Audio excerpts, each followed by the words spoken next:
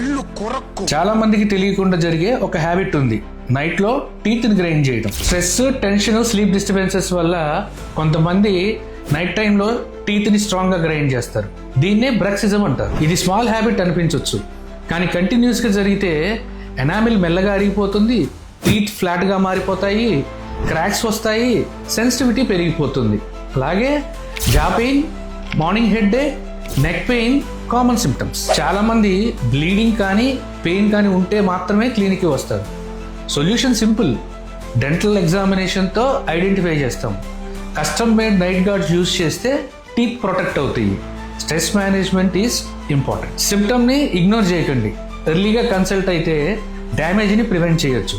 విబుధా dental కేర్లో proper evaluation చేయించుకోండి.